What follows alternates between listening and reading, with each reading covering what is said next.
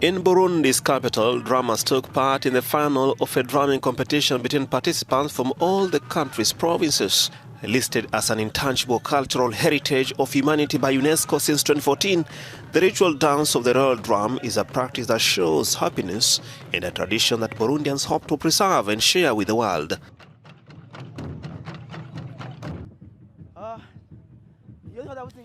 What we are doing now is to put the Burundian drum in front of the whole world so that Burundi is talked about everywhere and that people know that its drum is the #1 in the world. This culture has been described as a spectacular, combining powerful, synchronizing drumming with dancing, heroic poetry, and traditional songs. When I play the drum, I don't know how to explain the joy I feel. It's joy, it's a feeling deep inside. I feel something rising in me. The drum is joy and love. Today, the drums are played for entertainment, but for centuries, they were a sacred rite, a symbolic of a united kingdom, a powerful memory for a country whose recent history has been scarred by civil war and political crisis. In modern times, drumming groups have flourished, performing at weddings, graduation ceremonies, and baptism. While traditionally a male-dominated field, several female drumming groups have emerged in recent years, despite the ban by the government.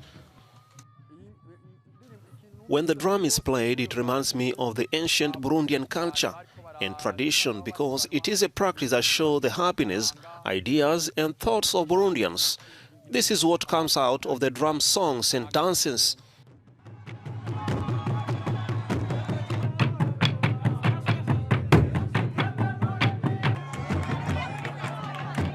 Many Burundians now hope that the culture will live for a long time as part of their heritage. These Johannesburg boxing grandmothers have taken up boxing to keep fit and fight old age.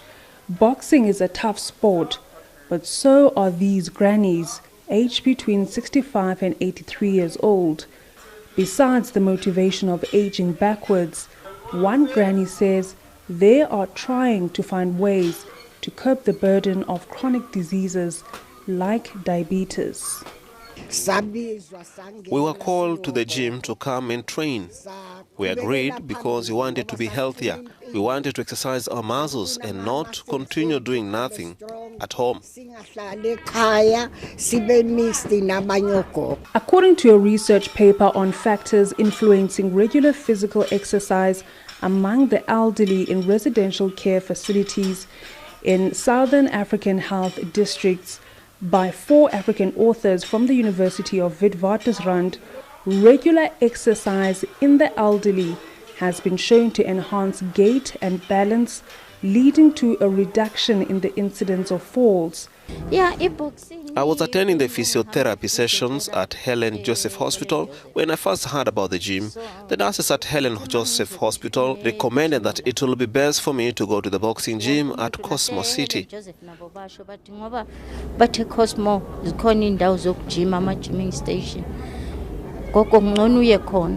The boxing gym here at Cosmo City offers 2 sessions a week, including cardio exercises.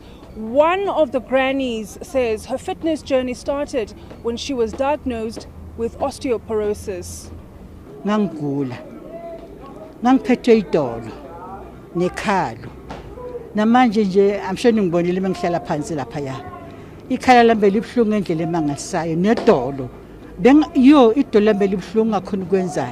While the boxing gym has helped the elderly community in staying active and motivated, the next step is to guide the boxing grannies on how to eat a healthy, balanced diet. Wandi Swandeng, Johannesburg, South Africa, Africa News. The EU's training mission in Mali handed over command to a new general. The ceremony took place in the Malian capital, Bamako, and was attended by a number of European ambassadors, as well as Malian military brass. The move follows the announcement that Mali has accepted 1,000 UN peacekeepers from nearby Chad.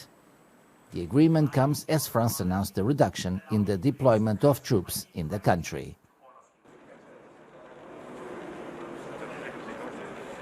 It is a great honor for me to serve in this mission, and I have great respect for the Malian people and the Malian soldiers. The mission is very critical. Paris has already announced that by next year its presence in the country will be reduced to about 3,000 soldiers.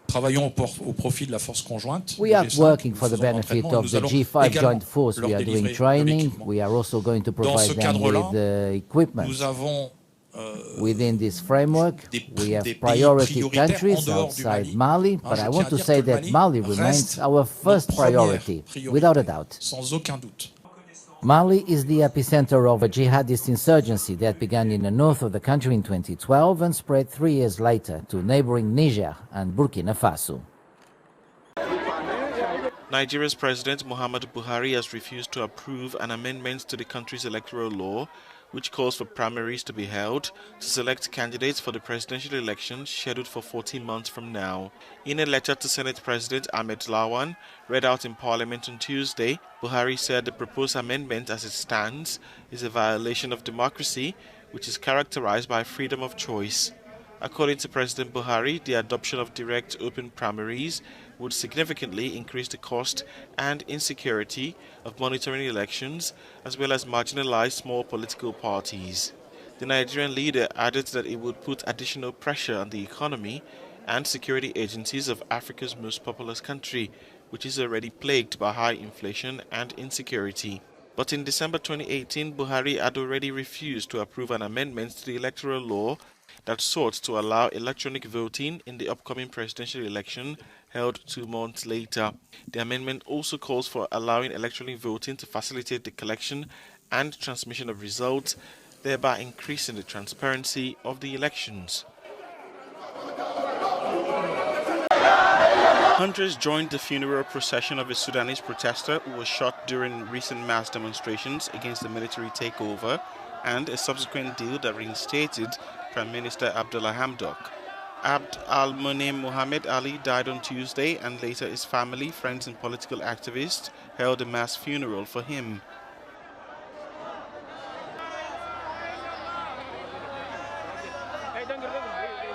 Abdo is a martyr. He has my blessings in everything, and I'm thankful for everything. What has this poor child done to be killed this way? He was shot. May his soul rest in peace. More than 120 people were wounded in clashes between protesters and security forces in Khartoum, the health ministry said in a statement.